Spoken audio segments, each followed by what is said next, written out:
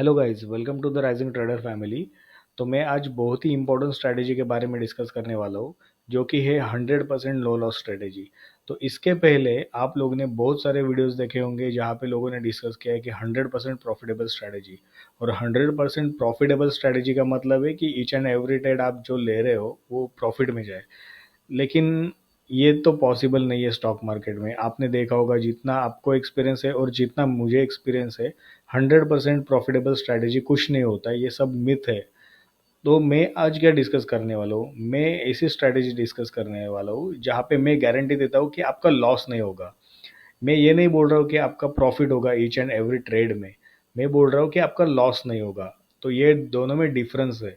तो बेसिकली ये स्ट्रैटेजी जो है वर्किंग प्रोफेशनल्स के लिए है। तो जो लोग ऑफिस पे जाते हैं, सैलरीड है, और जो जिनका मंथली सैलरी आता है और कुछ पार्ट अपने सैलरी का वो इन्वेस्ट कर सकते हैं या फिर पोजिशनल ट्रेडिंग कर सकते हैं, उन लोग के लिए ये स्ट्रैटेजी बहुत अच्छा काम करेगा। तो बेसिकली स्ट्रैटेजी के रिक्वायरमेंट क्या है कि आपको एक पर्टिकुलर कैपिटल लाना पड़ेगा मार्केट में। तो जैसे कि आपको सब लोग को पता है और आपने बहुत बार सुना भी रहेगा कि कोई भी बिजनेस करने के लिए या फिर ट्रेडिंग प्रॉपरली करने के लिए एक कैपिटल रिक्वायरमेंट होता है। तो यहाँ पे फर्स्ट पॉइंट है आपका कैपिटल रिक्वायरमेंट। तो कैपिटल रिक्वायरमेंट में बेसिकली हम लोग देखेंगे कि हम लोग अगर 5 लाख कैपिटल लाते तो 5 लाख कैपिटल से हम लोग ये स्ट्रेटेजी कैसे इम्प्लीमेंट कर सकते हैं। देखो, 5 लाख कैपिटल कम कैपिटल भी नहीं है और ज़्यादा कैपिटल भी नहीं है। अगर ऑप्शन सेलिंग करने को जाएंगे, ऑप्शन सेलिंग में प्रोबेबिलिटी बहुत अच्छी होती है, लेकिन उसमें भी 5 लाख के ऊपर का कैपिटल लगता है। अभी हम लोग जो डिस्कस करने वाले हैं वो ना कि ऑप्शन सेलिंग है, ना ऑप्शंस बाइंग है, ना इक्विटी इंट्राडे ट्रेडिंग है, कुछ भी नहीं है। ये है पोजिशनल ट्रेडिंग और ये है स्टॉक स्पेसिफिक है।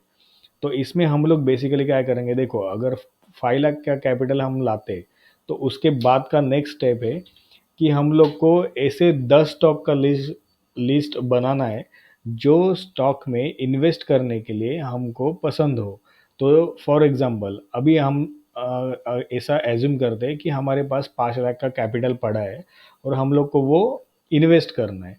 तो अगर इन्वेस्ट करने का है तो बेसिकली मैं क्या सर्च करूंगा कि ब्लू चिप कंपनी हो या फिर डिविडेंड अच्छी देती हो। तो देखो, मेरे हिसाब से कंपनी अच्छा कौन सा है, देखो रिलायंस अच्छा है, फिर टीसीएस अच्छा है, इन्फोसिस अच्छा है, उसके बाद कैसा है, आईटीसी अच्छा है, टाटा मोटर्स अच्छा है। तो आपके हिसाब से आपको जो पसंद है, देखो पहली बात तो डिस्क्लेमर दे रहा हूँ मैं कि I am not a SEBI registered analyst. तो मैं किसी भी स्टॉक का बाय या सेल रिकमेंडेशन नहीं दे रहा हूँ। ये पूरा मेरे नॉलेज के हिसाब से मैं आपको सिर्फ बता रहा हूँ कि मेरा क्या नॉलेज है। तो अगर आपको आपका हार्ड अर्न मनी अगर लगाना है तो आप आपके एंड से थोड़ा मेहनत करो और उसके बाद पैसा लगाओ। तो रही बात 10 स्टॉक ढूंढने की, तो आप इतने अगर एक्सपीरियंस अच्छा है अगर आपका मार्केट में कि आप 10 अच्छे स्टॉक ढूंढ सकते हो जिसमें आपको इन्वेस्ट करने के लिए अच्छा लगा हो। जैसे कि मैं पर्सनली बोल रहा हूँ, मैं अगर इन्वेस्ट करना चाहूँगा तो मैं टाटा मोटर्स में, रिलायंस में, आईटीसी में, और अगर डिविडेंड देखने को जाएंगे तो गूगल पे आपको बहुत सारे ऐसे स्टॉक मिलेंगे जो गवर्नमेंट कंपनीज भी है, जो अच्छा खासा डिविडेंड भी देते हैं। तो मैं ऐसे कंपनी भी चूज करूंगा जिसमें डिविडेंड भी अच्छा मिलता हो। तो ऐसे 10 स्टॉक हम लोग को लिस्ट बनाना है। तो सेकंड पॉइंट है make list of 10 best stock. तो 10 ऐसे स्टॉक की लिस्ट बनाना है जिसमें आपको आपका पैसा इन्वेस्ट करने में कोई तकलीफ नहीं हो। तो उसके बाद क्या करना है, थर्ड पॉइंट, आपको 5 लाख को डिवाइडेड बाय 10 से करना है। Divided by 5 lakh divided by 10। ये क्या कर रहा हूँ मैं, 5 लाख जो है हमारा बेसिक कैपिटल है, 5 लाख को 10 से डिवाइड करना है क्योंकि हम लोग ने 10 स्टॉक का लिस्ट बनाया है। तो 10 स्टॉक अगर 5 लाख को डिवाइड करते हैं तो इस स्टॉक को अपने को कितना मिलेगा,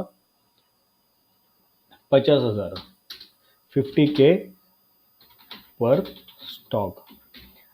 अभी 5 लाख को हम लोग ने क्या किया, 10 से डिवाइड किया, इसका मतलब 50K पर स्टॉक। हम लोग हर एक स्टॉक में 50,000 ही इन्वेस्ट करेंगे, उससे ज़्यादा इन्वेस्ट नहीं करेंगे।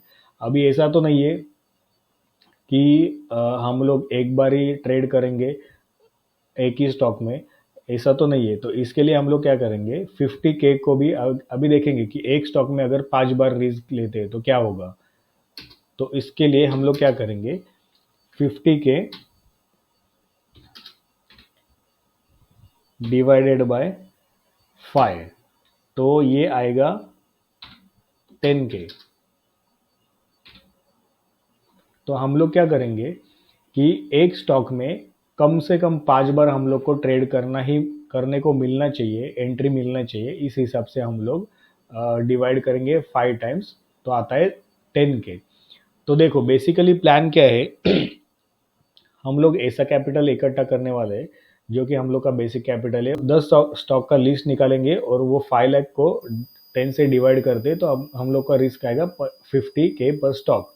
तो इसके बाद क्या होगा, देखो हर एक स्टॉक में हम लोग को पोजिशनल ट्रेड लेना है, और पोजिशनल ट्रेड आएगा कौन सा, बाइंग का आएगा सिर्फ, क्योंकि हम लोग इक्विटी में सेलिंग होल्ड नहीं कर सकते, इसके लिए बाइंग करना है हम लोग को। तो बेसिकली आइडिया ये है, देखो अभी जोमेटो का ये चार्ट है पीछे डेली टाइम फ्रेम में। अभी यहाँ पे जब भी जोमेटो आया था 3 सितंबर को, और ये देखो 4 सितंबर को ये लेवल पे सपोर्ट लिया था। तो अगले दिन जोमेटो ने 5 सितंबर को अच्छा सा बुलिश साइन दिखाया था। तो ऐसे ये मैं फॉरेन एग्जांपल दे रहा हूँ। अभी यहाँ पे मेरा बाइंग अगर ट्रिगर होता है तो मैं इस पे कितना डालूंगा, 10K डालूंगा, मतलब 10,000 में यहाँ पे करूंगा, और 10,000 डिवाइडेड बाय जो भी प्राइस है 254 प्राइस है। अभी यहाँ पे अगर देखोगे तो ये लेवल पे 254 प्राइस आ रहा है। तो 10,000 को अगर 254 से डिवाइड करते हैं तो जितना भी क्वांटिटी आएगा उतना क्वांटिटी का मैं ट्रेड ले लूंगा, और पोजिशनल के लिए। तो इसमें रूल्स ऐसा है कि देखो, सबसे बेसिक रूल है, बेसिक रूल इज प्रॉफिट को बुक करना है, सबसे main, book your profit as per your appetite. तो आपका जितना भी एपेटाइट है, अभी देखो हर एक का एपेटाइट अलग रहता है, किसी को 5,000 अच्छा लगता है, किसी को 2,000 अच्छा लगता है, किसी को 10,000 भी अच्छा नहीं लगता है। तो अगर आपको जितना प्रॉफिट आ रहा है ट्रेड लेने के बाद, अगर आप प्रॉफिट में जा रहे हो और आपको लग रहा है कि ये अच्छा खासा प्रॉफिट है, देखो पहली बात तो ना, इसमें हम लोग किसी से कंपेयर नहीं कर सकते, क्योंकि हर एक इंडिविजुअल अलग होता है, और हर एक का रिस्क एपेटाइट जैसे अलग होता है, वैसे ही हर एक का प्रॉफिट को देखने का एपेटाइट भी अलग होता है। लोग सिर्फ रिस्क के बारे में सोचते हैं, लेकिन कैसा होता है, प्रॉफिट में भी गलतियां होती है। अगर रुकते जल्दी निकलते तो फिर बाद में पता चलता है वो आगे जाता है, तो फिर उसमें रिग्रेट होता है।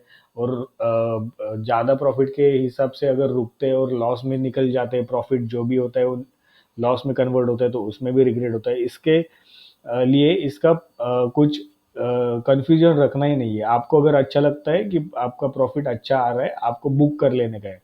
जब जब आपको प्रॉफिट हो रहा है आपको तब तक बुक करना है। और सेकंड वेरी इम्पोर्टेंट रूल जो है कि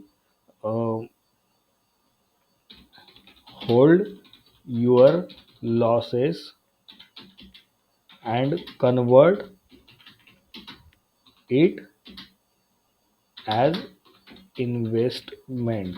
तो यही सबसे मेन पॉइंट है जिसके ऊपर मैंने ये स्ट्रैटेजी बनाया है। देखो, लॉ अगर आप प्रॉफिट में होंगे तो आप प्रॉफिट बुक करते चलना है आपको, तो आपका कैपिटल वैसे भी बढ़ेगा, ठीक है। लेकिन जब आप लॉस में रहोगे तो आपको क्या करना है, लॉस बुक ही नहीं करने का है।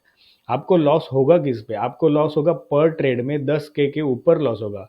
10,000 के ऊपर अगर लॉस होगा तो वो भी 10,000 का एक दिन में नहीं होगा, क्योंकि अगर ये 243 प्राइस 244 प्राइस जितने में भी आपने लिया है वो एक दिन में तो ज़ीरो नहीं होने वाला है, और वो ना एक साल में ज़ीरो होने वाला है, क्योंकि आपने आपके हिसाब से, आपके नॉलेज के हिसाब से 10 बेस्ट स्टॉक चुने हैं। तो वो स्टॉक एक साल में तो ज़ीरो नहीं होने वाले, तो आपको 10,000 ज़ीरो तो नहीं होने वाला इतने जल्दी। तो आपने वो अमाउंट जो आपका लॉस दिख रहा है, आप कंसिडर करना है आपको कि वो आपने कन्वर्ट कर दिया इन्वेस्टमेंट में और उसको भूल जाना है। आप अगर देखो, आप वैसे भी अगर लॉस बुक करते हो तो वो आपका रियलाइज लॉस होता है, उसमें आपका अकाउंट पूरा खाली हो जाता है, जितना आपका लॉस हुआ है उतना अकाउंट आपका खाली हो जाता है। लेकिन इसमें बेनिफिट क्या है कि आपको लॉस नहीं होगा, आपका इन्वेस्टमेंट होगा। तो ऐसा करके 2 साल में या फिर 1 साल में या फिर 6 महीने में भी आपका सब लॉसेस में कन्वर्ट होके, अगर आपका कैपिटल पूरा ये भी हो जाता है, पूरा ट्रेडिंग के लिए कैपिटल नहीं बनता है ना, फिर भी आपका जो कैपिटल है वो कन्वर्ट हो जाएगा इन्वेस्टमेंट में। अगर आप लॉसेस लेते हो तो आपका अकाउंट खाली हो जाएगा, लेकिन ये इसमें आपका ट्रेडिंग कैपिटल अगर चला जाता है तो वो पूरा आपका इन्वेस्टमेंट में कन्वर्ट हो जाएगा। और वो होने के बाद आपको फिर से रुकना है, फिर से कैपिटल जमा करना है और उसके बाद आपको फिर से ये सब प्रोसेस फॉलो करना है। देखो गाइस, पहली बात तो सबको पता है कि ट्रेडर बनना बहुत ही मुश्किल काम है और बहुत ही हाई प्रेशर जॉब है। और ये टॉप के 5% लोग, 5 तो ज़्यादा बोल रहा हूँ मैं, टॉप के 1% 2% लोग ही कर पाते हैं। तो अगर हम लोग 90-95% में अगर आ रहे, तो जितना पैसा हम लोग सीखने में, स्टॉक मार्केट सीखने में गवा रहे हैं ना, वो पैसा एटलीस्ट हमारा इन्वेस्टिंग में पड़ा रहेगा, वो पैसा अपना रियलाइज लॉस नहीं होगा। तो आप खुद सोचो आपका आज तक का कितना लॉस हुआ है, और ये अगर चीज़ आप फॉलो करते थे तो आज आपका पोर्टफोलियो कितना बनता था।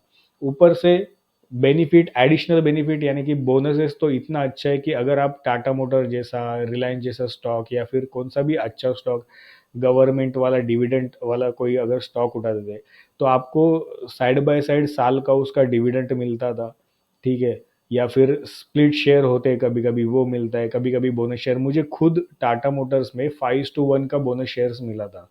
तो 3:1 का था शायद। तो एक शेयर के बदले में मुझे 3 शेयर मिले थे, ऐसा कुछ हुआ था। तो ये अगर इन्वेस्ट करते थे तो आपने जितने साल और जितना पैसा लॉस किया है वो आपका इन्वेस्टमेंट में कन्वर्ट हो चुका रहता। उसमें आपको dividend, bonus share, split shares ये सब मिल रहा था। तो आपको एक मेंटल स्ट्रेस भी नहीं रहता था। आप ओवरऑल लॉस होने के बावजूद आपके पास आपका पोर्टफोलियो बना रहता था। इसके लिए सबसे इम्पोर्टेंट सेकंड पॉइंट भी है कि आपको 10 ऐसे स्टॉक की लिस्ट बनाना बनाना है जो आपके पोर्टफोलियो में सालों साल तक पड़े रहेंगे ना, तो भी आपको कुछ नहीं लगेगा। आपको लगेगा ये मेरे नेक्स्ट जनरेशन के लिए मैंने स्टॉक बना के रखे। तो इस हिसाब से आपका ट्रेडिंग भी हो जाएगा, आपका एनालिसिस हो जाएगा। जो देखो, मेन मुझे पर्सनली तो एनालिसिस करना बहुत अच्छा लगता है, उसके ऊपर ट्रेड करना बहुत अच्छा लगता है। लेकिन अगर ट्रेड करते हैं, आपको भी पता है कितना ट्रेड अपन करते हैं, कितना एनालिसिस करके भी, लेकिन 100% ये कोई भी नहीं बता सकता, कोई भी नहीं बता सकता कि वो ट्रेड आपका प्रॉफिट में जाए, ठीक है। तो उसके बाद में जो आता है रिस्क मैनेजमेंट, मनी मैनेजमेंट, ये सीखते सीखते पूरा आदमी का आधा उम्र निकल जाता है, आदमी का आधा बैंक अकाउंट भी खाली हो जाता है।